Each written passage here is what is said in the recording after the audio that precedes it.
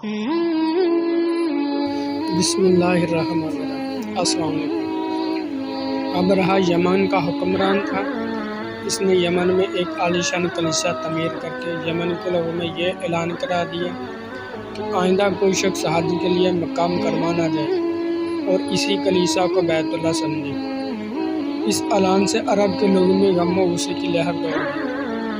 پھر ان میں سے کسی شخص نے رات کے وقت اس کلیسا میں جا کر گندگی پھیلا دی۔ ابرہہ کو جب یہ معلوم ہوا، اس نے ایک بڑا لشکر تیار کر کے مکہ مکرمہ کا رخ کر لیا۔ راستے میں عرب کے کئی قبیلوں نے اسے روکنے کی کوشش کی، لیکن ابرہہ کے لشکر کے ہاتھوں انہیں شکست ہوئی۔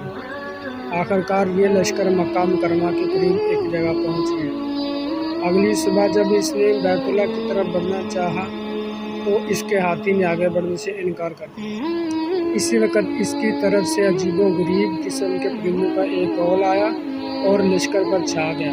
ہر پرندے کی چونچ میں 3 کنکر تھے جو انہوں نے لشکر کے لوگوں پر برسانے شروع کر دیے۔ ان کنکروں نے لشکر کے لوگوں کے جسم کو چیر کر رکھ دیا۔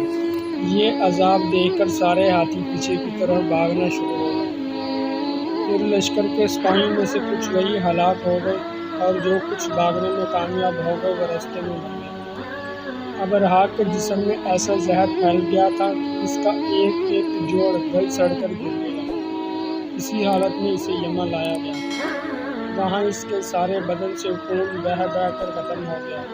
اس کی موت سب سے زیادہ عبرتناک ہوئی۔ اس کے 2 ہاتھی بان مکہ مکرمہ میں رہ گئے جو اپاہج اور اندھے ہو گئے۔ اس طرح اللہ پاک نے اپنے گھر کی حفاظت فرمائی اور طاقت پر غرور کرنے والوں کو سزا کا مزہ چکھایا۔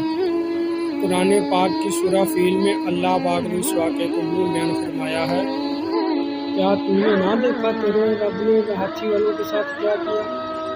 کیا ان کے مکر کو بیکار نہیں کر دیا اور ان پر پرندوں کے جھنڈ بھیج دیے جو انہیں مٹی اور پتھر کی کنکریاں مار رہے تھے، بس انہیں کھائے ہوئے بھوسے کی طرح کر